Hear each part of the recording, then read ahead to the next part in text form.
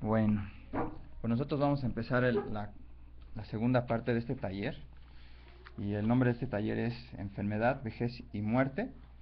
Y entre paréntesis le puse ahí duelos, porque muerte es más, no nada más va a ser la muerte de nosotros, de nuestros seres queridos, sino también la muerte como proceso de cambio, pérdidas, también, o sea, todo lo que son duelos en el sentido de eh, objetos, seres queridos, condiciones de vida, todo, ¿no?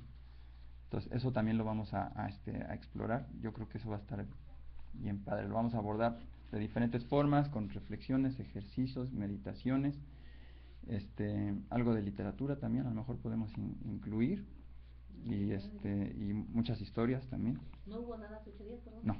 No, esta es la primera clase. Ajá, no, esta es la primera clase, entonces vamos a empezar bien. La idea es que voy a estar grabando las clases también para que todo el mundo pueda tener acceso a ellas, y seguimos manejando el material escrito. Y bueno, entonces les voy a leer lo que es el objetivo del taller. Es reconocer la influencia de estas condiciones, me refiero a la enfermedad, la vejez y la muerte. O sea, cómo influyen esto en la tranquilidad mental y el balance emocional, que seguimos, por eso es la segunda parte, es como una continuación, ¿no? Para luego adquirir y desarrollar herramientas que permitan una relación hábil con tales condiciones con el propósito de tener el balance mental y emocional. Obviamente, yo pienso que esto no lo vamos a lograr terminando el taller, ¿no? ni con muchos talleres, yo creo, ¿no? Pero la idea más que otra cosa es como dibujar o dar posibilidades, dibujar caminos, dibujar herramientas para que cada uno, digo, a final de cuentas, todo este tipo de desarrollos personales humanos son tareas individuales, son tareas personales que solamente se logran pues con el empeño y la dedicación que les da uno, ¿no?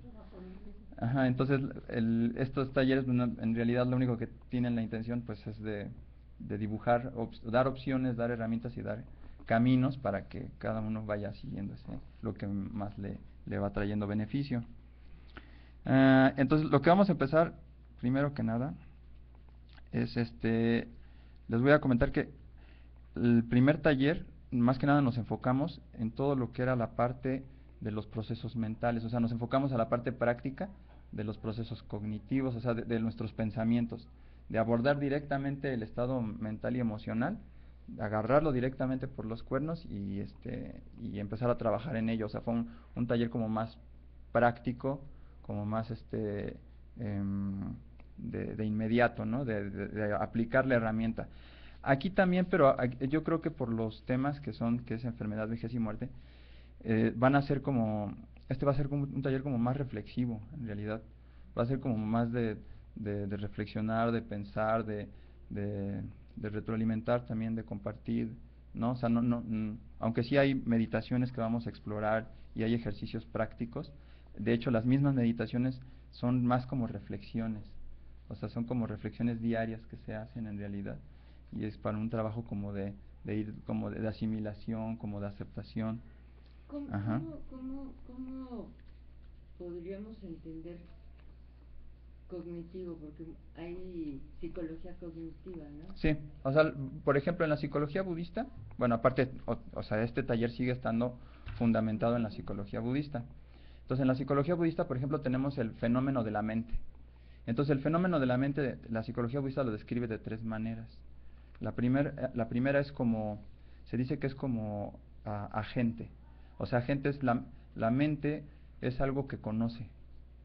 Entonces, eso es una descripción de la mente. O sea, nuestra mente es algo que está conociendo, ¿qué? La realidad, que es lo que ya hemos visto en el taller pasado, ¿no? Todos nuestros fenómenos internos y externos los está conociendo la mente. Ajá. La segunda forma es como instrumento. O sea, es aquello por lo cual nosotros conocemos la realidad. O sea, la mente también puede ser un instrumento para conocer la realidad. O sea, depende en qué contexto lo vayamos a manejar. Y la tercera forma es como mera actividad. Y entonces ahí es donde entra la palabra cognitivo. O sea, que es la mera actividad o la mera acción de conocer algo. Sí, la mente sería simplemente el hecho, la capacidad o la acción de conocer algo. No lo que conoce, no por medio de lo cual, sino la mera actividad. Esa es como la más aceptada en general porque evita confusiones de definición, ¿no? O sea que podemos decir que nuestra actividad mental es nuestra actividad cognitiva. O sea, cognitivo tiene que ver con conocer. Ajá. Entonces estamos conociendo ¿qué? Nuestra realidad interna, externa. Ajá. Y a partir de nuestra mente, por lo que hemos visto, ahorita lo vamos a repasar, es como se está dando nuestra experiencia emocional, racional. Ajá. Y es como estamos nosotros reaccionando, y es lo que nos está dando nuestro balance y nuestro equilibrio mental y emocional. O sea, el primer taller dirías que lo que trabajamos fueron las emociones. Sí, les voy a explicar. Por ejemplo, o sea, en el primer discurso que lo vimos así en las primeras clases, el primer discurso que da el Buda habla sobre lo que se llaman las 4 nobles verdades. Y entonces él dice que lo primero que tenemos que hacer es entender el sufrimiento. Ajá. O sea, el Buda dice, yo enseño solamente 2 cosas. ¿Qué es el sufrimiento y cómo superarlo? Ajá. Digamos que eso puede ser el resumen de lo que es el budismo. Así se puede resumir tan sencillo. Es entender qué es el sufrimiento y cómo superarlo. Entonces, a partir de ahí, el Buda dice que hay lo que se llaman las 4 nobles verdades, ¿no? Y la primera noble verdad dice que es la verdad del sufrimiento. O sea, ¿qué es el sufrimiento? Y el Buda es muy específico, ¿no? Cuando da este discurso, y dice que el sufrimiento es la enfermedad, la vejez y la muerte, ajá, pero también es el pesar, el lamento, la desesperación, o sea, toda esta parte de los pensamientos de la mente, que eso es todo lo que abordamos en el primer taller. Por eso así lo dividí.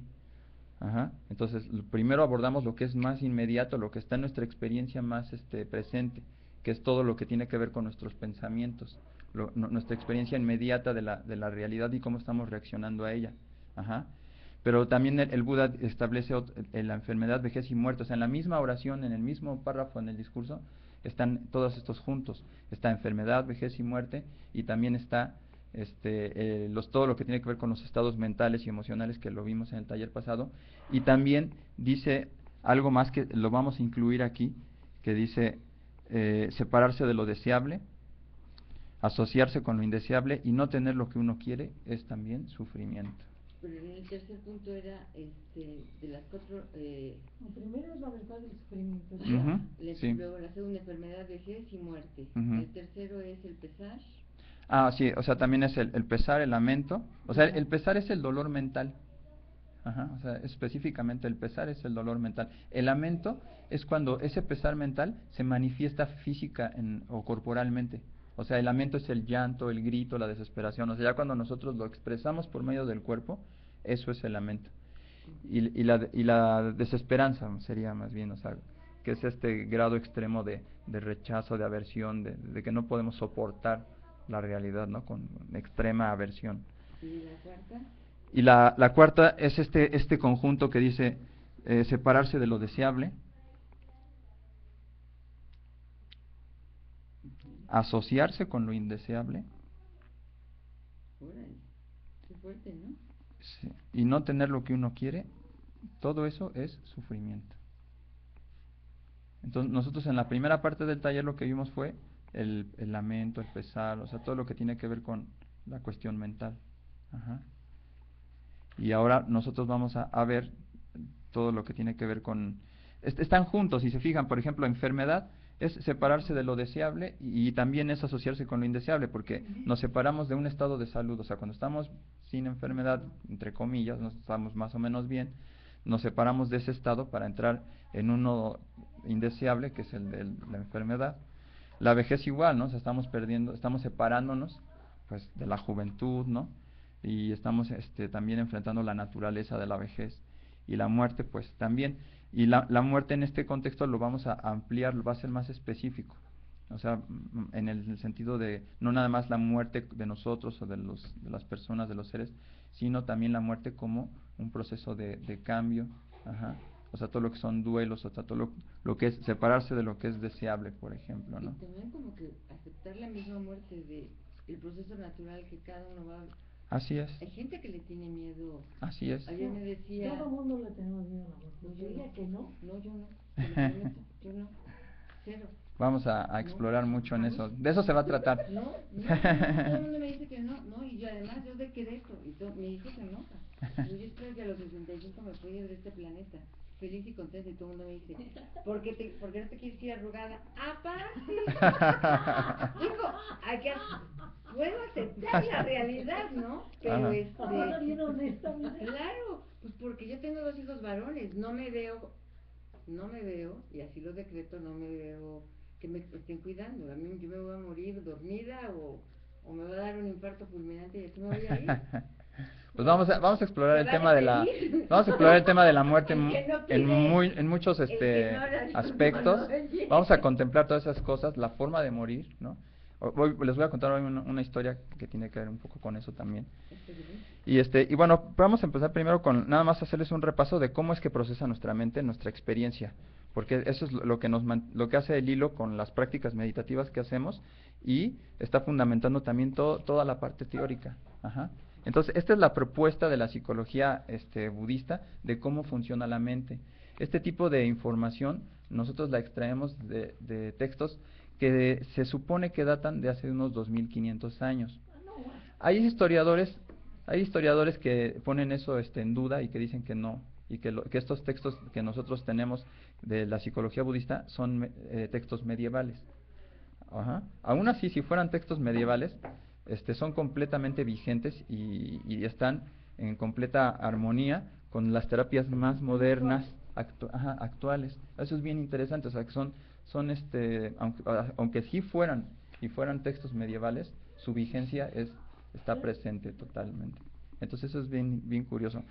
Y entonces, ¿y qué dice esta psicología budista de cómo funciona la mente y nuestra realidad, no?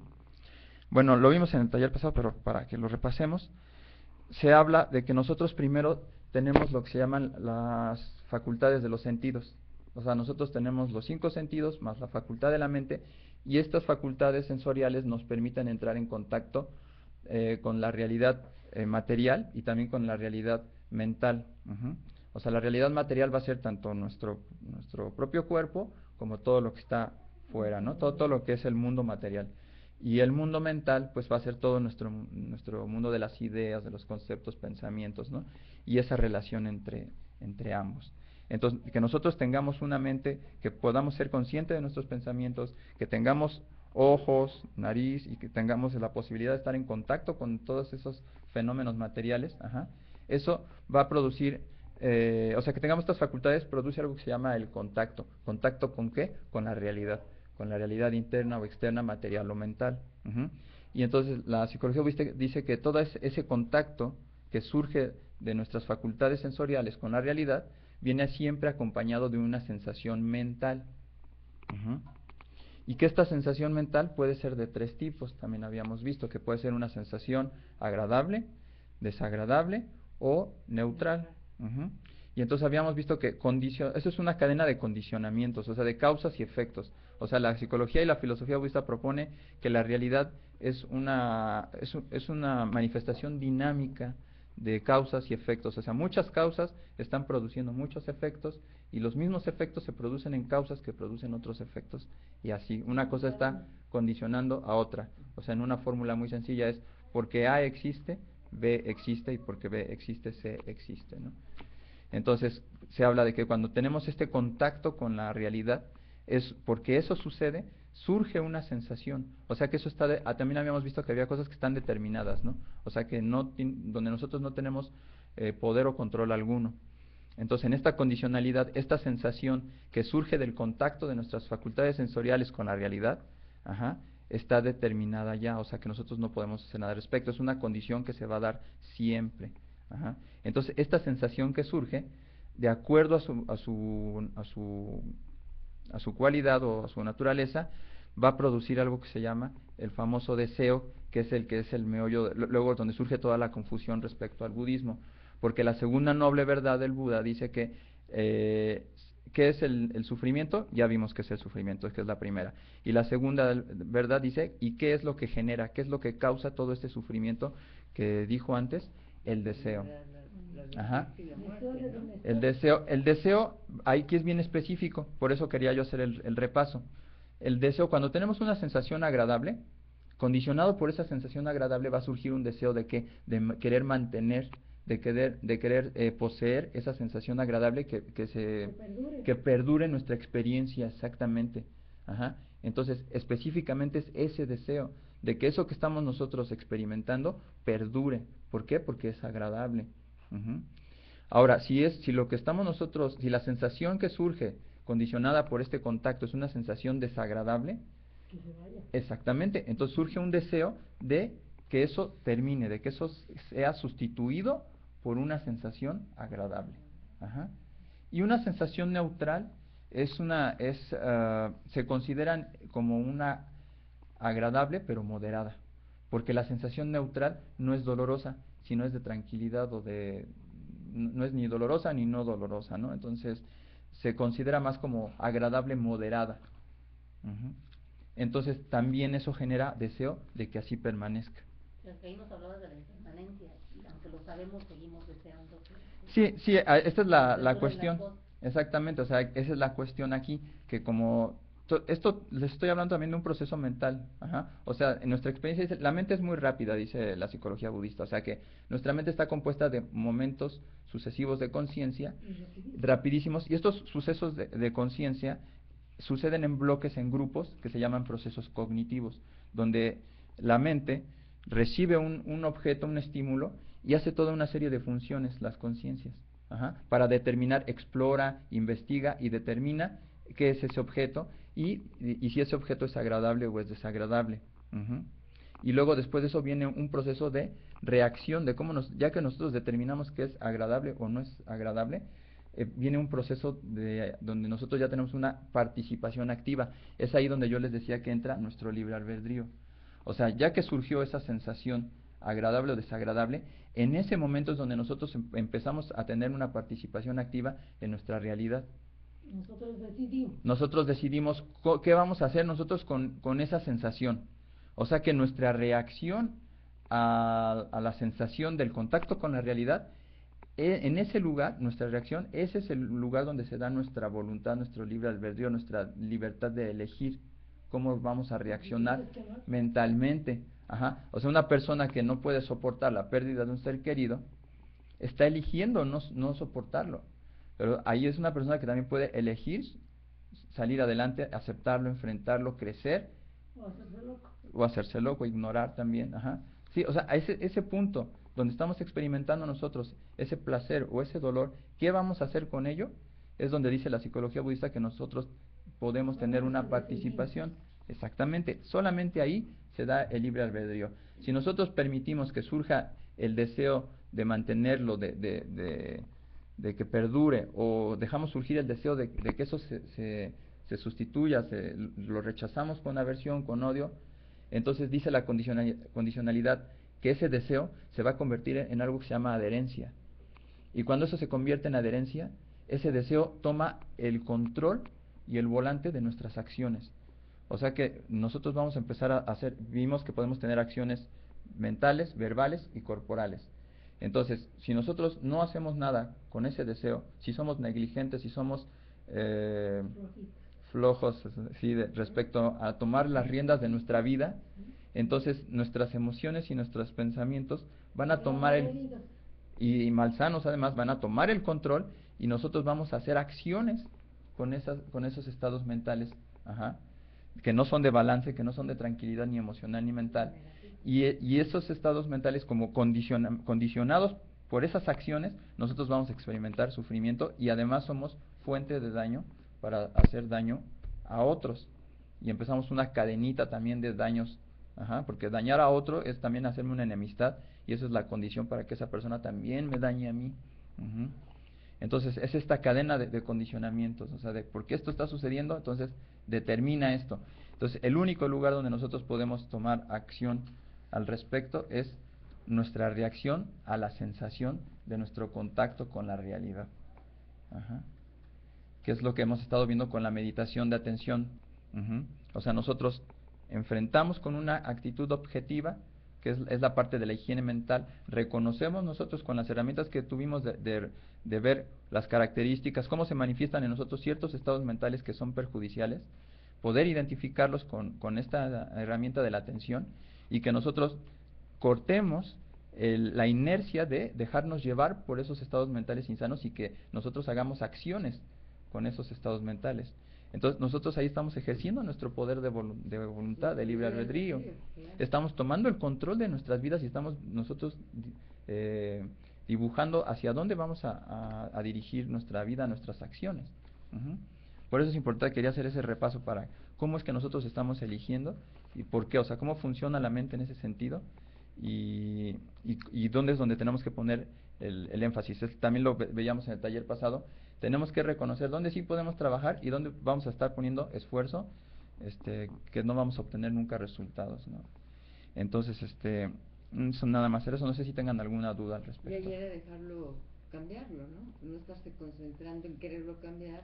Ajá, sí, otra vez regresamos a las nobles verdades. O sea, dice el Buda, uno no puede eliminar el sufrimiento. Pero la tercera noble verdad dice, ¿y cuál es la tercera noble verdad? Es el cese del sufrimiento. Perdón, el cese de la causa del sufrimiento, es la tercera noble verdad. O sea que el cese de la causa nos está diciendo que nosotros no vamos a eliminar el efecto. ¿Cuál es el efecto? El sufrimiento. O sea, el sufrimiento ya va a ser un resultado de algo. Ajá. Y nosotros no podemos eliminar ese resultado, nos vamos a estar peleando con la realidad y vamos a poner fuerzas en donde no debemos de ponerlas y vamos a experimentar solamente frustración y dolor y sufrimiento. No podemos de acuerdo con la psicología y la filosofía budista, nosotros no podemos hacer nada al respecto del sufrimiento como tal. No podemos erradicar el sufrimiento. Tenemos que ir a la causa. Ajá. ¿Y cuál es la causa? Pues es este deseo que está surgiendo en nuestra experiencia cognitiva, de nuestro contacto con la realidad. Ese deseo de ahí es el que sí podemos nosotros erradicar, cambiar, modificar, influenciar. Ajá. Entonces ahí es donde nosotros estamos ejerciendo esta posibilidad de quitar el sufrimiento, no directamente, sino porque si quitamos la causa, entonces ya no viene el efecto. Ajá, esa es la idea. Ahora, creo que es importante ya en este punto decir que no debemos de entenderlo tan literalmente, por lo menos no para el propósito de nosotros quitar el sufrimiento. Porque decir quitar el sufrimiento en la vida, yo creo que Es no vivir. sí, sería no vivir, exactamente. ¿Por qué? Porque en la filosofía budista podemos tener como dos visiones. O sea, el Buda enseñaba siempre de diferentes grados, ¿no? Entonces, había personas que contemplaban la erradicación completa del sufrimiento. Ajá. Y eso literalmente significaba salirse de la vida. ¿Evadir? No, o sea, evadir no, sino desarrollar la mente de cierta forma específica, ¿sí? Que en la filosofía budista se dice que nosotros venimos a la existencia porque tenemos estos deseos de existir, de permanecer en el ciclo de la existencia. Entonces, hay un camino para algunas personas que lo eligen así, donde por medio de las enseñanzas budistas, lo que hacen es erradicar ese deseo de permanecer en la existencia. Pero es eso, es la negación de la misma vida. Pero yo creo que ninguno de los que estamos aquí queremos eso. No, además, de alguna manera te das cuenta que la gente no crece. Tiene enseñanza. Eso va a ser un pilar de este taller. Eso va a ser una hipótesis. Te hace fuerte. La hipótesis va a ser que conoces, si es posible que haya crecimiento sin sufrimiento. que sí haya crecimiento. ¿Es posible que haya crecimiento sin sufrimiento? Va a ser una de las preguntas que vamos a intentar responder en este taller. Porque los temas son duros. Sí. O sea, no sé, yo pensé en el título y hasta pienso que puede ser como, implica ya un cierto coraje y valor, empezar a decir, ay, enfermedad, vejez, muerte. O sea, vamos a estar lidiando con temas Simplemente que no, dice, no lo quiero ver. que no son agradables, exactamente. O sea, vamos a estar lidiando con temas que no son agradables, pero la pregunta, o sea, es... No son reales. Pero que sí es bueno tocarlos porque está uno en ese proceso y Exacto. entonces estamos, aunque seas muy sano y todo, está uno perdiendo salud, o sea, el funcionamiento de, no sé, de las Que capacidades funcione. de todo, ¿no? Sí. Entonces, Sí, eso lo vamos a ver exactamente aquí. Entonces, pues, yo nada más quería hacer ese hincapié, o sea, que también no hay que hacer la expresión una idea incorrecta, una concepción errónea, decir, vamos a erradicar el sufrimiento. No, no. Pero Pero, vas a dar herramientas como para ir sorteándola. Para manejarlo. sí, exactamente, o sea, Sí, la para vida con el que... sufrimiento. Sí, o sea, porque el mismo taller lo dice, o sea, lo que estamos buscando es un balance. Claro. Ajá, porque eso es lo que vamos a lograr, un balance, una tranquilidad mental y emocional una aceptación de una realidad que no podemos cambiar, ¿sí? Pero que también nosotros, eso no significa que podamos ser plenos y felices en esta realidad. Ujú. Entonces, es hacer ese punto de encuentro entre esas dos cosas, entre una naturaleza que es sufrible por sí misma, pero también la vida tiene el otro aspecto, es la otra cara de la moneda, que también es la tranquilidad, la felicidad y el disfrute de la misma vida. Que estando nosotros ya aquí y vivos, pues eso sí sería como un pecado no aprovecharlo, No ¿no? gozar, pues No sí, hacerlo. ¿no? Eso sí sería terrible, ¿no? Claro. Entonces la idea es buscar ese punto de encuentro, ese punto medio, ese balance Balance. entre estos dos lados de la moneda, ¿no? Entonces más bien este taller y el pasado irían en ese sentido, ¿no? A lo mejor el Buda es muy tajante, dice la erradicación del sufrimiento, pero vamos nosotros a tomar esa erradicación como ese balance. Ajá, ese punto de encuentro. Entonces, luego pongo aquí, por ejemplo, vamos a ir viendo cada uno de ellos. Aquí nada más pongo un panorama general para ver cómo lo propone primero la filosofía budista y ya de ahí yo lo voy a ir explicando y lo vamos a ir ampliando y profundizando. Por ejemplo, dice, ¿y qué es la vejez? Bueno, primero vamos a ver lo que es el sufrimiento en este taller va a ser por qué la enfermedad, vejez y muerte son sufrimiento. Separarse de lo deseable, asociarse con lo indeseable y no tener lo que uno quiere es sufrimiento. O sea, eso es lo que vamos a nosotros a explorar. ¿Por qué todas estas cuestiones son causas o condiciones del sufrimiento y qué vamos a hacer al respecto? Y luego ya viene, por ejemplo, ¿qué es la vejez? Esta es la descripción literal del discurso del Buda. O sea, lo que está aquí en la hoja es literalmente lo que él dijo. Cuando dijo, y bueno, ¿y qué es la vejez? Refiriéndose a la vejez como sufrimiento, él dijo literalmente, el decaimiento, el rompimiento de los dientes, el gris en el cabello, el arrugamiento de la piel, el debilitamiento de la fuerza vital, eso lo vamos a especificar muy bien, la maduración de las facultades sensoriales. La maduración de las facultades sensoriales se refiere a, por ejemplo, que todas nuestras facultades sensoriales, la vista, el olfato, el oído, van disminuyendo, van perdiendo fuerza. El debilitamiento de la fuerza vital. En la psicología budista hay hay dos elementos, uno es material y el otro es mental, que se llaman fuerzas vitales. O sea, dice que la mente tiene una fuerza vital y el cuerpo tiene una fuerza vital. Se hace una analogía muy bonita de una vela. Entonces nosotros tenemos ¿Me pasas esa vela, por favor, la amarillita? Entonces, se dice que, por ejemplo, la energía vital del cuerpo es la vela, la cera. Y la energía vital de la mente es ¿cómo se llama? El pabilo. Entonces, se dice, en la filosofía budista se dice que nosotros ya tenemos determinado por nuestro karma, cuando nosotros nacemos, un periodo de vida determinado por esa fuerza vital. Entonces dice que no sabemos, pero que ya está ahí. Entonces se dice que la muerte va a venir por el agotamiento de esa fuerza vital, ya sea de la mente o del cuerpo. O sea que la idea es que a veces, y de hecho me ha pasado, me ha tocado ver que se me apaga una vela porque se consume todo pero todavía queda cera. Entonces a veces pasa eso, que se agota la energía vital de la mente, pero todavía permanece energía vital del cuerpo. O a veces es al revés. Ajá, o sea, a veces la energía vital del cuerpo se acaba, aunque todavía quedara, pero una depende de la otra. Entonces, en el momento en el que una acaba, la otra es insostenible y entonces se viene el efecto, el fenómeno de la muerte. ¿Sí? O también se hace la analogía por ejemplo, si está prendida la vela, ¿no? Entonces, si uno llega y le sopla, y entonces eso también. Ajá, sí, un accidente o a que lo maten a uno sería la otra causa. Y hay otra que dice que es cuando se agotan juntas, se agotan al mismo tiempo la fuerza vital del cuerpo y la fuerza vital de la mente. Entonces la vejez es el proceso de ese agotamiento también. O sea, a eso se refiere cuando dice el debilitamiento de la fuerza vital, es ese desgaste, ese agotamiento de nuestra fuerza vital, tanto mental como corporal. Los quise poner porque son como imágenes. O sea, la mente también se va debilitando. También, Sí, la facultad mental. No, y a veces se debilitan. Y vamos a ver procesos cognitivos de muerte también muy interesantes, porque de acuerdo con la psicología budista, cuando un ser humano va a morir, no puede morir sin que tenga un momento activo de conciencia. Y eso significa que tiene que tener cierto grado o nivel de atención. Entonces por ahí hay un fenómeno muy curioso que dice que cuando la gente va a morir tiene un momento de lucidez. Ah, sí, no, no, sí, eso.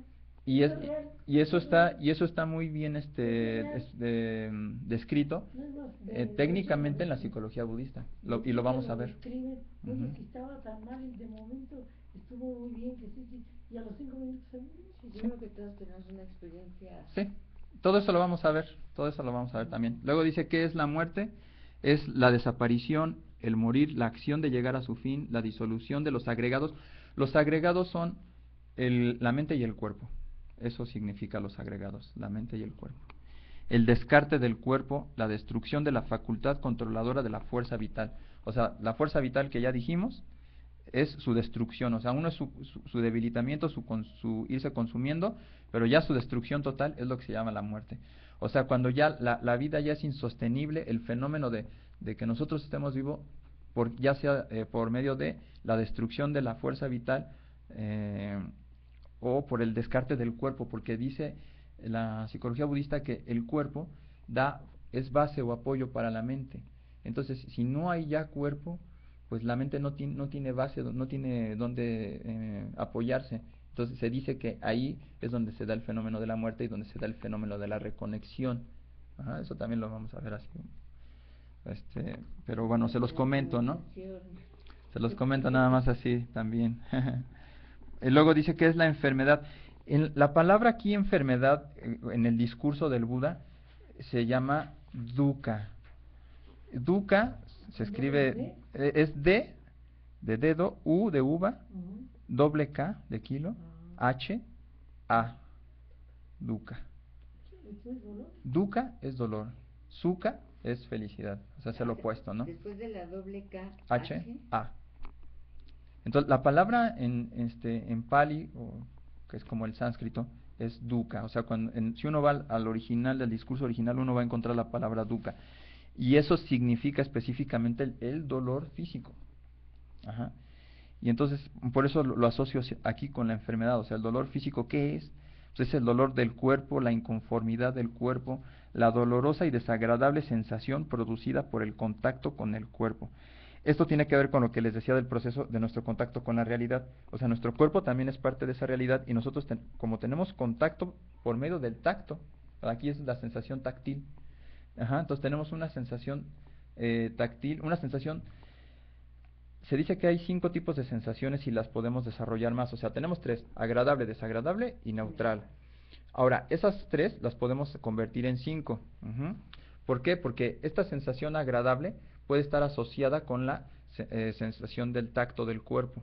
Entonces tenemos una sensación del cuerpo agradable.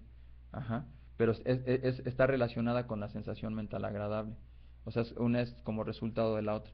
Y tenemos una sensación del cuerpo con dolor, que está asociada con la sensación de desagradable. O sea, por siempre que tenemos nosotros dolor en el cuerpo, está con una sensación desagradable. Entonces, serían las 5.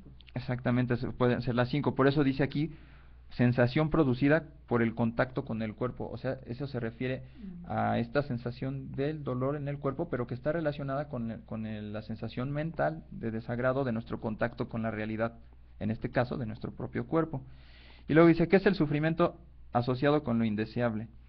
Es estar junto, tener conexión, contacto, relación o interacción con cualquier objeto indeseable, no querido, desagradable que haya, ya sea visible, audible, oloroso, saboreable o tangible, o asociarse con cualquiera, aquí se refiere a una persona, a un ser, que desea la pérdida en uno, ¿no? La pérdida de lo bueno, de lo bueno que uno tenga, que desea lastimar, que tiene mala voluntad. Pues estar asociado con este tipo de seres también, dice el Buda, es sufrimiento. Y luego dice, ¿y qué es el sufrimiento de...? ¿Y qué es el sufrimiento de separarse de lo deseable? no estar junto, no tener conexión, contacto, relación o interacción con cualquier objeto deseable, querido, agradable que haya, sea visible, audible, oloroso, saboreable o tangible, o asociarse con cualquiera, o sea, un ser que desea la buena fortuna, que desea el beneficio, que desea el confort, con parientes, amigos, colegas y seres queridos, ¿no? Es muy fuerte. Eso está re bonito. Ese va a ser, yo creo que el más, Más canijo. va a ser bien interesante. Van a ver, tengo un material muy bonito para este punto. Entonces, sí, así es. Entonces, ya después lo que vamos a hacer nosotros es entrar de lleno en cada uno, pero ya con meditaciones, con historias, con reflexiones, pero este es como el panorama general. Falta una que es no tener lo que uno quiere, sufrimiento. Yo creo que ese no hace falta describirlo, porque además en el mismo discurso de... dinero aquí, imagínate. Sí, o sea, en el mismo discurso la descripción es gigantesca y básicamente se refiere, el Buda pone un énfasis especial en decir, no tener lo que uno quiere. El Buda dice que no con solamente desear que yo no enferme, no es posible. O sea, él lo especifica en ese punto. O sea, yo no puedo, nada más por mi mero deseo, descartar la enfermedad igual la vejez o la muerte. Entonces, dice el Buda hace ese énfasis en el discurso, ¿no? Dice, o sea, que no tener lo que uno quiere significa no tener yo, por mi propio poder de mi deseo, erradicar que la enfermedad no surja en mí, que la vejez no surja en mí, que la muerte no surja en mí. Entonces... Debería de haber una vacuna contra la enfermedad y la vejez. La llevada. Sí, ¿verdad? Bueno, entonces les voy a contar una historia así rápida para que empecemos a entrar así de lleno, ¿no? Esta se llama la historia de la hija del tejedor. Esta historia es una historia que data del tiempo del Buda. Y entonces el Buda se dice que una vez fue a un poblado a dar estuvo dando unas pláticas y específicamente se encargó de dar, hagan de cuenta que fue a dar un congreso sobre la muerte, ¿no? Sí, o sea, fue a dar pláticas sobre la muerte. Y le dio a las personas herramientas y les dio reflexiones, así como en la actualidad, hagan de cuenta un curso de tanatología, ¿no? De cómo debían ellos de hacer y educar su mente para que no haya conflicto y aceptaran la muerte como un proceso natural. Entonces el Buda les dijo en esa ocasión que ellos debían de siempre estar reflexionando, todos los días en algún momento tenían que hacer una reflexión y decir que la muerte de uno es algo cierto.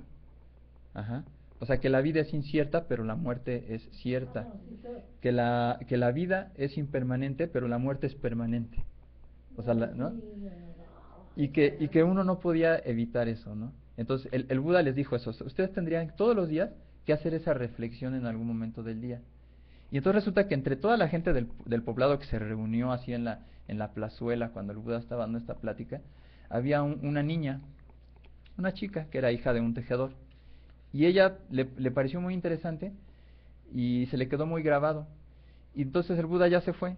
Y a partir de ese día, la única persona en ese pueblo que todos los días se dedicó a hacer esa reflexión de que la vida es incierta, pero la muerte es cierta, fue esta niña.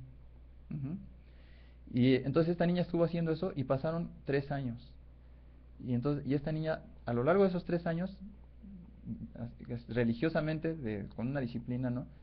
Y todos los días reflexionaba, mi vida es incierta, pero la muerte es cierta, y todos los días estaba con eso. Y entonces el Buda se dice que tenía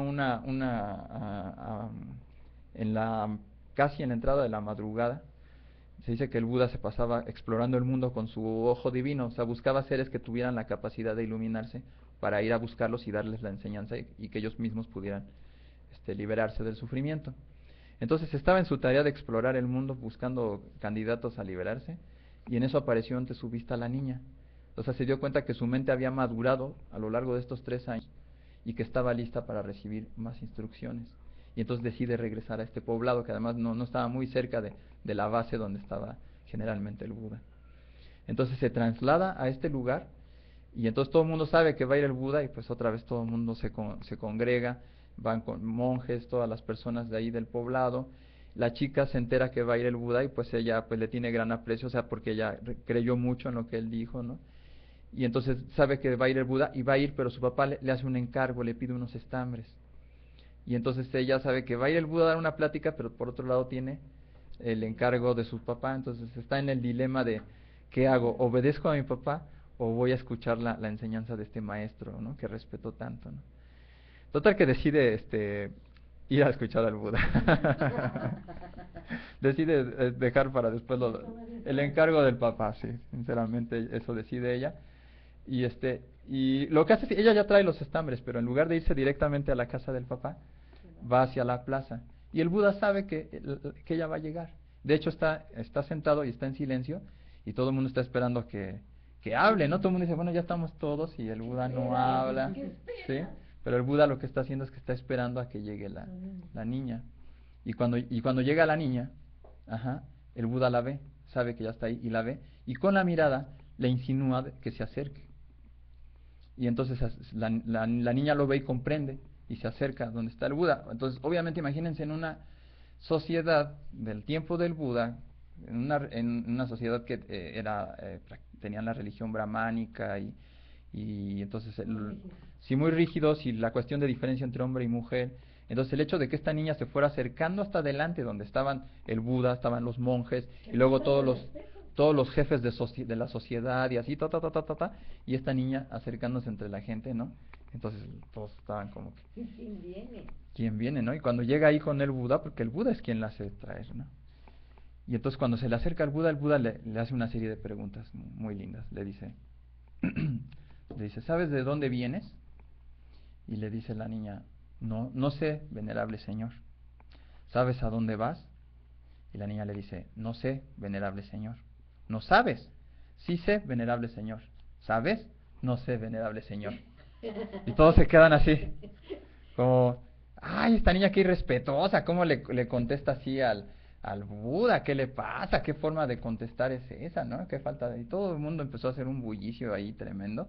Y entonces el Buda los tranquiliza y les dice que por favor guarden silencio, que ellos no saben, ¿no? Le dicen, por favor, guarden silencio, ustedes no saben el significado de las preguntas. La única persona que entendió lo que yo estaba diciendo es ella. Y entonces ya cuando el Buda habló, ya todo el mundo se quedó calladito, respetando. Y entonces le pregunta el Buda a la chica, le dice, a ver, dice, ¿por qué cuando yo te pregunté si sabías de dónde venías, me preguntaste no sé? Y entonces la chica con mucho respeto le dice, venerable señor, yo como sé que usted sabe de dónde vengo, sabe que vengo de un encargo de mi padre, yo pensé que no era eso lo que me quería preguntar. Usted me estaba preguntando si yo sabía de qué vida venía. Por eso yo le dije que yo no sé de qué vida vengo. Y entonces el güey le dice, muy bien, muy bien. Dice, bueno, ¿y por qué cuando te pregunté si sabías a dónde ibas, me preguntaste no sé? Dice, bueno, venerable señor, usted sabía que yo iba a casa de mi padre, y entonces yo pensé que no era lo que usted quería saber. Usted quería saber si yo sabía a dónde iba después de la muerte. Y yo le dije que no sé. Muy bien, muy bien. Dice, ¿y por qué cuando te pregunté, no sabes? Tú me dijiste, sí sé. Bueno, venerable señor, yo pensé que usted me estaba preguntando si yo sabía si me iba a morir. Y yo le dije que sí, que sabía que yo me iba a morir en algún momento, ¿no? Y entonces le dice, ¿y por qué cuando te dije, sabes? Tú me dijiste, no sé. Venerable señor, usted me estaba preguntando si yo sabía el momento y la forma en la que iba a morir. Yo le dije que no lo sé. Muy bien, muy bien. Dice, sí. Y entonces claro, todos dijeron, no, no. Y entonces el Buda dice ahí, dice algo bien bonito, que ya lo comentamos aquí en el aire, ya salió por ahí. Dice el Buda, dice, pocos son los que entienden, los que saben, y es como ese que va es como dicen esto, el soldado que va a la guerra sin fusil, ¿no? Dice, los seres deberían de hacerse de una espada para enfrentar al enemigo de la muerte. Quien no se prepara es como ir a enfrentar al enemigo sin espada, ¿no? Entonces, todo esto que los 3 años anteriores cuando fue el Buda y les dio herramientas, ¿no? Entonces la única, nadie las tomó, fue ella. Y otra vez, es lo que les decía yo con el taller, no se supone que ya uno con el taller ya, o con los talleres o cursos que uno tome, ¿no? Un libro que uno lee, no, es el trabajo, o sea, son los 3 años que tuvo esta chica de estar todos los días haciendo un trabajo de reflexión, de aceptación, lo que maduró su mente, lo que le permitió un crecimiento, ¿no? Entonces el Buda es lo que está diciendo aquí, o sea, uno se tiene que preparar porque si no es como si uno va a enfrentar a un enemigo que además es un enemigo que uno no va a poder evitar enfrentar. Y entonces cuando uno llega a ese momento, uno llega desarmado, llega sin preparación, y entonces ¿qué va a suceder ahí? ¿No? Entonces ahí es donde se revela la importancia. Luego el Buda dice una frase muy bonita, dice que el mundo está ciego, dice que pocos ven, así como pocas son las aves que escapan de la red del cazador, ¿no? Cuando dice eso, la mente de la chica termina de madurar y se convierte en un ser iluminado, ¿no? Después de eso, la chica va a casa de su padre a entregar su encargo. El padre se había quedado dormido. Cuando escucha la puerta, despierta, pega su telar, ¿no?, que tenía, y el telar golpea en el pecho a la chica y muere, ¿no?, la niña. Aparte, el Buda sabía que la chica iba a morir, entonces sabía que tenía que recibir la enseñanza antes de morir para que su mente estuviera en paz. Y luego, y de ahí se va a hacer la conexión a lo siguiente, porque cuando el papá ve que la hija muere, ve a la hija muerta y entra en desesperación total. Entonces carga a la chica, sale desesperado a la calle y sabe que está el Buda y lo va a buscar. Y entonces cuando llega en llanto, en desesperación el padre con la hija muerta, el Buda le dice que se tranquilice, que él ha llegado a un buen refugio. Y le dice una frase que está repetida constantemente en toda la enseñanza del Buda. Es una frase muy impactante y le dice: las lágrimas que tú has derramado en el ciclo de la existencia son más que las aguas de los 4 océanos, de los 7 mares, ¿no? Las lágrimas que has derramado a lo largo del ciclo de la existencia se podrían llenar incontables veces los mares, ¿no? Entonces, cuando el papá escucha eso, pues a lo largo del ciclo de la existencia, ajá, son más son más que el agua de los 4 océanos, dice, ajá, o los 4 mares.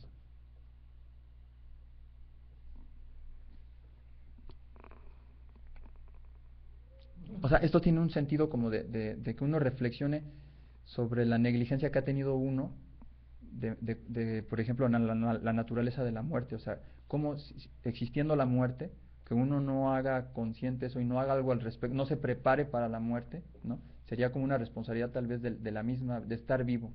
O sea, de que el hecho de estar vivo implica esta responsabilidad de prepararse para la muerte, ¿no? Entonces es un poquito despertar este sentido de urgencia, de decir, es que hay que hacer algo ya, ¿no? Entonces mi papá tenía razón, hay que tener lista la maleta, no sabes en cuánto momento pasa. Exactamente, hay que tener lista la maleta. ¿Cuál era la palabra que le decía, la reflexión que les decía el Buda a la niña? Que la repite durante 3 años. Le dijo, la vida es incierta, pero la muerte es cierta. A ver, la vida es incierta. La vida es incierta, pero la muerte es cierta. Mi vida es impermanente, pero la muerte es permanente. ¿Y la muerte es? Permanente. Eso es lo que la chica se dedicó a reflexionar durante 3 años. La muerte es permanente y la vida es incierta. Así es. O sea, eso despertó esa sabiduría en la chica, ¿no? Por eso entendió cuando el Buda le preguntó.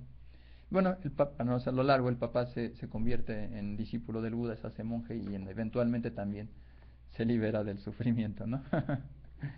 Y entonces esa es la historia de la hija del tejedor. Un jesuita siempre nos decía, es que para morirte lo único que necesitas es estar vivo.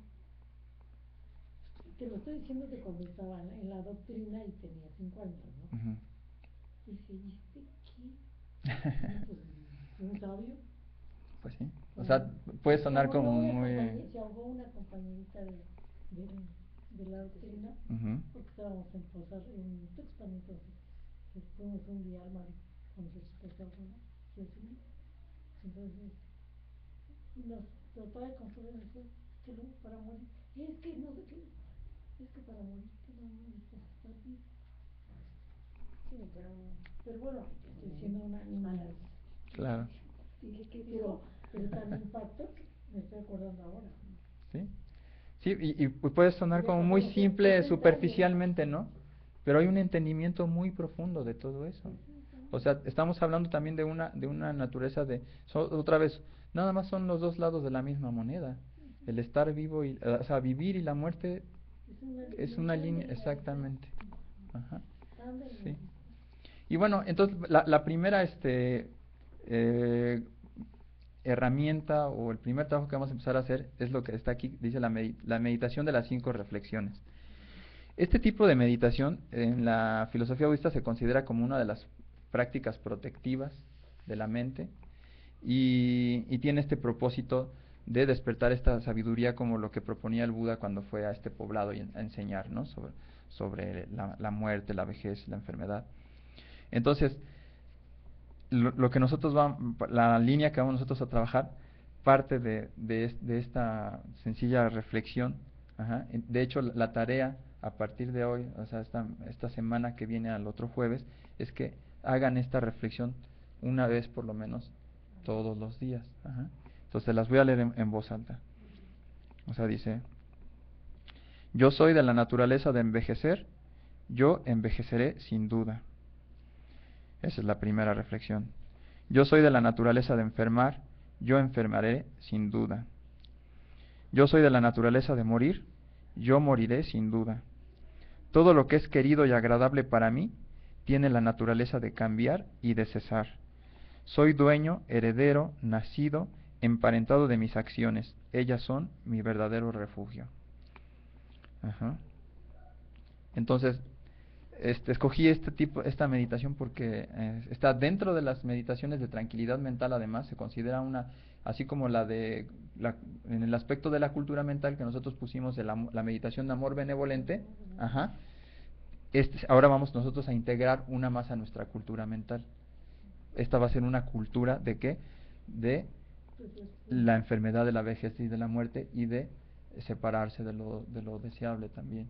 O sea, vamos a enriquecer nuestra cultura mental con este tipo de meditación. Hay 40 tipos de meditación de tranquilidad mental. Una es el amor benevolente, otra es la reflexión sobre la muerte, ajá, donde esta está incluida. O sea que también la psicología budista dice que si nosotros nos concentramos en este tipo de reflexión, eventualmente vamos a lograr también tranquilidad mental, como lo que hacemos con la meditación de amor benevolente, y también la concentración se desarrolla. O sea que nosotros con este tipo de meditación obtenemos tranquilidad mental y fortalecemos nuestra concentración, además de que son semillas para la maduración de nuestra sabiduría respecto a estos temas también, ¿no?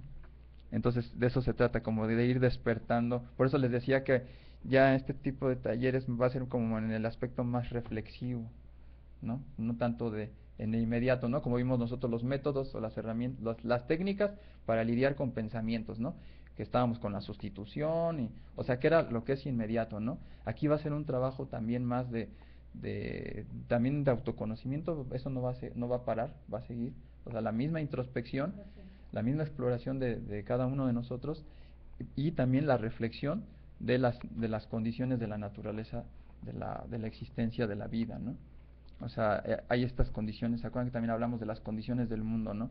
Y condiciones del mundo, pues es también la pérdida. La pérdida es una condición del mundo, pero también hay que saber que tenemos también la ganancia. O sea, están las dos. Por eso vamos a estar nosotros siempre buscando el balance. Ajá.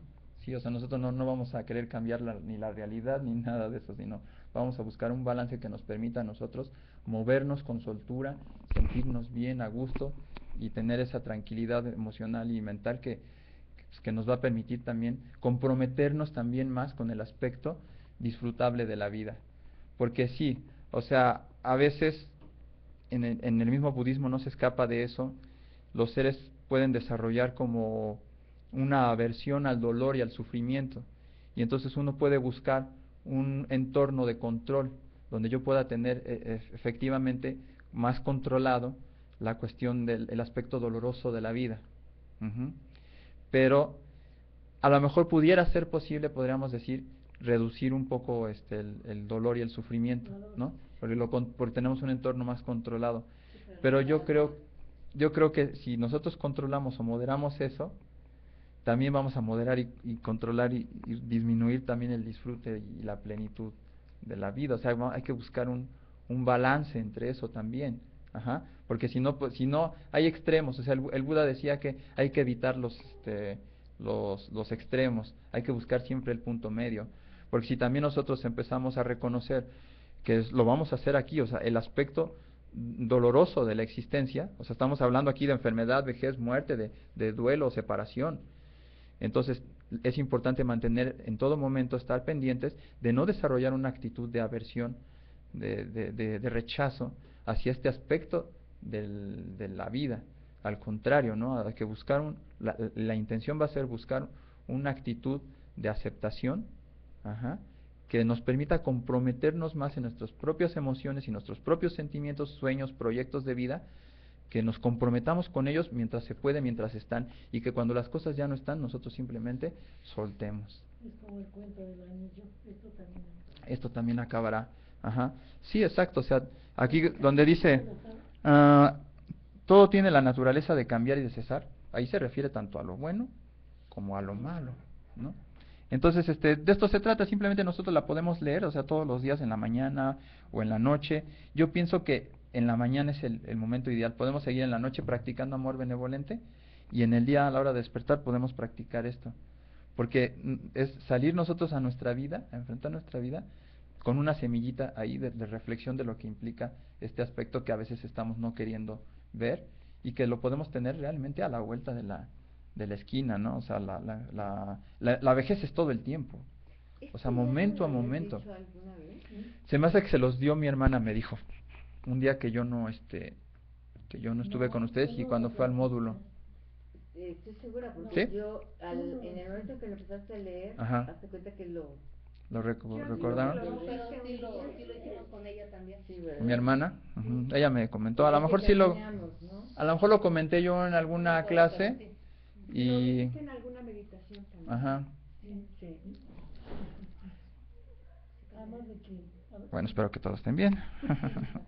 ¿Cuándo fue que iniciamos el primer taller contigo? En abril, estaba viendo yo que fue en abril, a mediados de abril.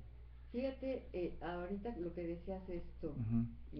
yo de verdad a la muerte, mi mamá era muy sabia, y para mí la muerte es trascender, no es morir, ¿no? Esto se queda y lo demás nunca, pues es tu ADN, es tu información genética, espiritual o como cada quien le quiera llamar, pero estoy tan presente que yo empecé a tomar el taller que nos impartiste y mi papá empezaba a estar en la última etapa. Okay. No puedo yo imaginarme cómo tuve la capacidad, fortaleza para a mi vez podérsela transmitir a mi hermana. Sí, eso es otra cosa también. Que entonces fue así como un proceso tan diferente, claro, también fueron procesos diferentes, ¿no? El de mi mamá con el de ella. Pero duele, lo extraño terriblemente, pero con otra sabiduría, porque eso es real, totalmente.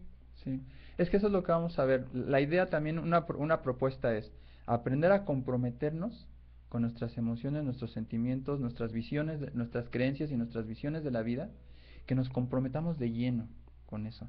Ajá. Eso no significa, comprometernos con eso no significa apegarnos, es donde nosotros vamos a hacer la diferencia.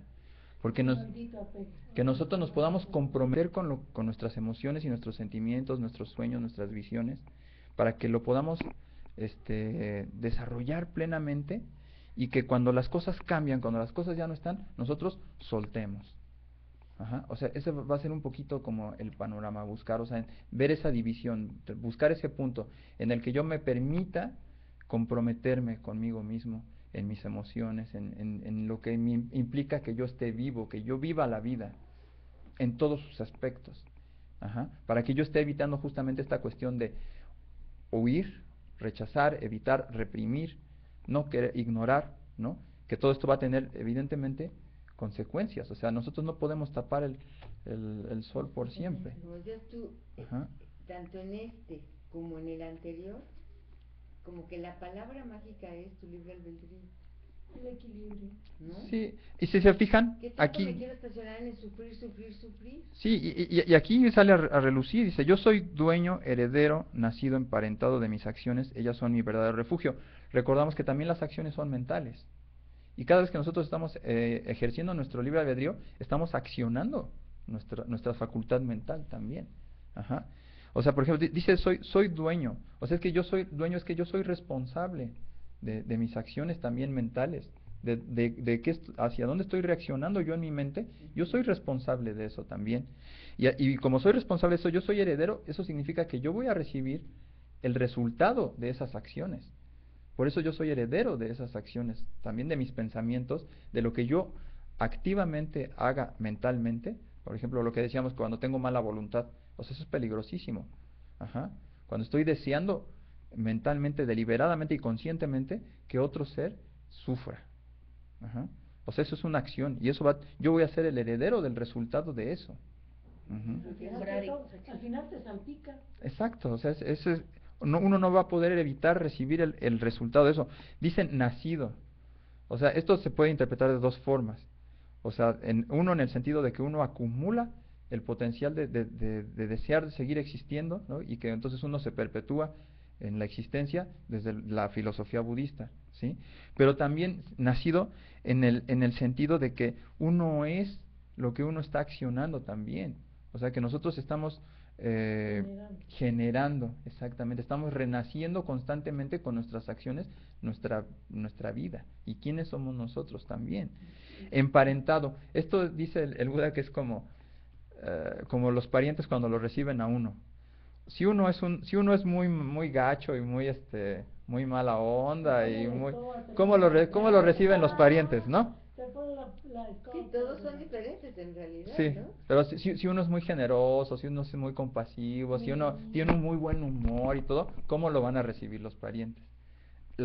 Igual, nuestras acciones, ¿no? O sea, nos van a recibir de acuerdo a como nosotros accionamos.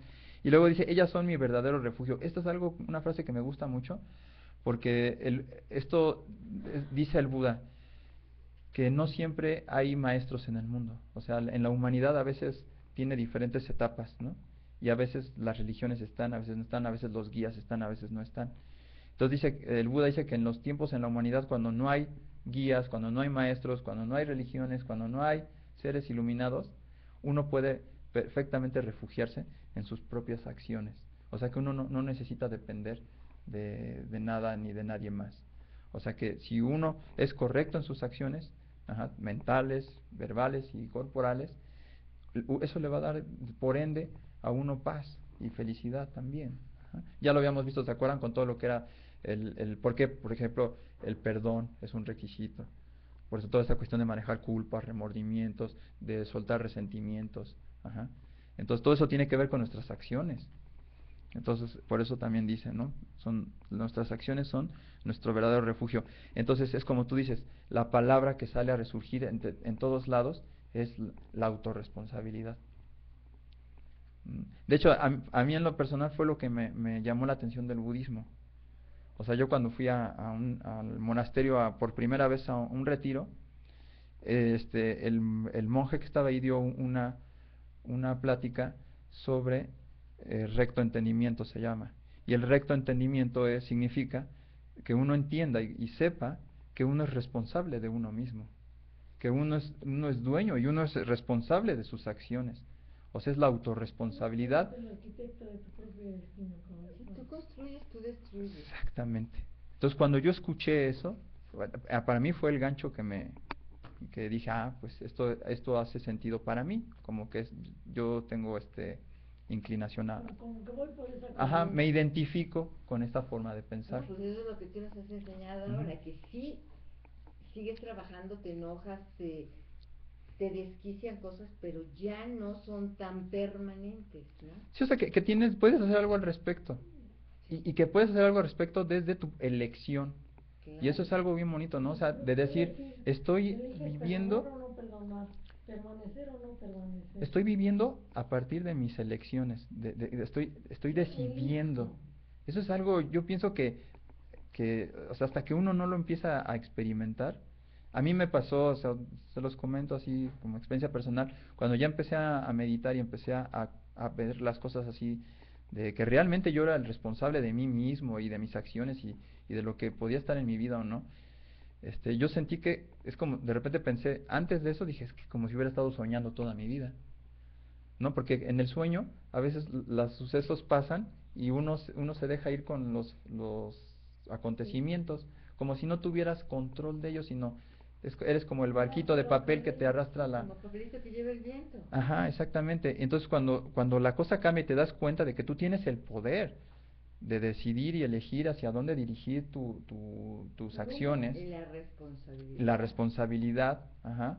Entonces cuando empiezas a descartar y decir, es que todo esto que ahorita yo tengo en mi vida, en el nivel que sea, yo tengo una participación de eso. Y se te empiezan a acabar las opciones de delegar culpas y responsabilidades. Pero eso viene con una sensación y un apoderamiento yo pienso, de la libertad de uno. Bienestar. Y de bienestar. Sí, porque entonces ya cuando empiezas a ver dices, uy, entonces a lo mejor tendría que hacer algunos cambios en algunos hábitos, ¿no? A lo mejor hay cosas que ya debería de dejar de hacer porque si ya vi que yo soy responsable de ello y que lo que yo haga tiene un efecto positivo o negativo en mí, híjole, a lo mejor tendría que hacer algunos cambios, ¿no? O sea, sí, o sea, y la responsabilidad es enorme porque es en tu cuerpo, o sea, Exacto. en tu salud, Cuerpo, no en es las así. consecuencias que puedas. Sí, y con el cuerpo medio, ahí la llevamos, ¿no? Porque como que nos lo enseñan desde chiquitos Sí. que, no, que tienes que estar limpio, que tienes que comer bien, que haz ejercicio. Y ahí medio, digo medio porque veo así nuestra sociedad y como que parece que también somos muy negligentes en ese aspecto, ¿no? Sí, no, Pero ahí no. medio vamos. Pero cuando se trata de la mente, menos. No, O pues, sea, si uno descuida el cuerpo, la mente, no, o sea, si uno está contemplando por eso es la cuestión de la higiene mental. O sea, si uno está pendiente de su higiene corporal, ¿qué tanto está pendiente uno de su higiene mental? O sea, uno se lava las manos, se cepilla los dientes todos los días, ¿no? Pero ¿cuánto le dedicamos nosotros a la mente, a la higiene mental, a la cultura mental? Ajá. O sea, digamos que te vuelves más racional que emocional, ¿no? Ya no te dejas llevar tanto por más que te vuelvas, Literal. más que se separen, yo más bien pienso que se integran y trabajan bien juntos. O sea, la idea es eh, que se dé también este balance entre lo emocional y lo racional. O sea, que pueda haber una congruencia en tu estado anímico, en tu estado emocional, y que eso se ve reflejado en tu vida. O sea, en las cosas que tú haces, en tu persona Pero también. en sí tendemos a hacer las cosas como mecánicamente, ¿no? Ajá, hacemos las cosas Porque mecánicamente, eso es verdad. yo me acuerdo, en el 2005 hice un curso de psicoprofilaxis y nos dieron dentro de las clases, nos dieron de desarrollo humano. Y conocí a una persona que me gustó mucho, no la maestra, que daba su clase bien, pero era como de confrontación, que le llaman terapia gestal. Ah, sí. Ujú. Y la persona que conocí, que era una de las compañeras, era maestra en desarrollo humano, y era humanista. Ujú. Entonces, ahí al estar reflexionando y todo, yo me acuerdo que me vino una imagen. Había un libro de la SEP, Ujú. no me acuerdo si era de ciencias naturales o qué, donde la primera plana, la primera Sí, imagen sí, era de un niño o una niña, no me acuerdo, que se levanta y se para frente a la ventana. Y le dice, abre la ventana y es respirar, Ujú, ujú. y que uno no hace nada de esto ya porque te levantas y Sí, en automático en todo. automático, ¿no? Y Sí. entonces empiezas las cosas mecánicamente, entonces Ujú. no tienes conexión ya vas perdiendo la conexión con Sí. esa imagen me vino a mí y me acuerdo mucho de Sí, eso. y también es como lo que habíamos en el taller pasado de los esfuerzos, ¿se acuerdan? O sea, tenemos un esfuerzo por arreglar lo malo que ya está, pero también uno por prevenirlo. Entonces es un poquito también donde estamos aquí, o sea, estamos previniendo el sufrimiento o el dolor, o sea, o que reaccionemos indebidamente o inhábilmente a cosas que eventualmente van a venir. Entonces también es un poquito la cultura de la prevención, que también estamos en eso, pero bien mal, ¿no? O sea, como que venimos dotados de cosas y nos enseñan cosas. Como que vamos en nosotros las automático, vamos como perdiendo, como vamos en cuidando. automático, vivimos resolviendo, en lugar de ir también previniendo cosas que podríamos nosotros Sí, evitar. Entonces, como vamos en automático, pues resolvemos en el momento. Por eso les decía, con los métodos para lidiar con los pensamientos que nos agobian, que son cosas que nosotros hacemos de manera a veces natural por sentido común, pero nosotros tenemos la capacidad de convertirlas en facultades, en herramientas, en poderes, ajá, que nos permitan que sean más efectivas en nuestra vida. Entonces empezamos a ser más efectivos también nosotros. Ajá. Y bueno, pues no sé si tengan alguna duda. Este es como el panorama general De lo que nos espera. de lo que nos espera, ¿no? Sí, ya, o sea, ya la próxima, Pues es que la terrible realidad. ya la próxima semana vamos a empezar ya de lleno con la enfermedad. Y además es que todos los días vives con las tres cosas, Sí, sí, sí, sí. ¿no? Sí, sí, ¿se acuerdan? Por ejemplo, aquí que les puse, ¿no? La enfermedad tiene que ver con el dolor, ¿no? Desde la terminología. Es lo que les decía, que nosotros ya lo vimos en la meditación de atención, el mismo dolor de la postura, o sea, nosotros, todo eso que estamos dejando pasar inadvertidamente por nuestra falta de atención, o sea, la enfermedad o el dolor está en nosotros momento a momento. Cada vez que estamos reacomodando el cuerpo es porque tenemos un dolor, pero no estamos poniendo la suficiente atención para Porque ya dices, notarlo. no me debo de sentar aquí porque la posición Pero corporal nosotros arruina. ya lo vimos, ya lo corroboramos en nuestra propia experiencia en la meditación. O sea, yo creo que ya todo nos pasó estar en la meditación y ver que tengo que ajustar el cuerpo porque hay un dolor y ya soy consciente de ese dolor. Ajá.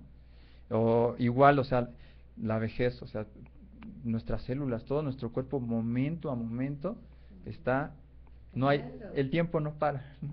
Eso sí es como y la muerte también se entiende también hay en la filosofía budista hay gente que lo entiende así, algunos están en contra, otros a favor, pero dicen que también uno está muriendo y renaciendo momento a momento. Yo creo que lo provechoso de esa imagen es esta cuestión de que las cosas son impermanentes, igual la mente no es fija.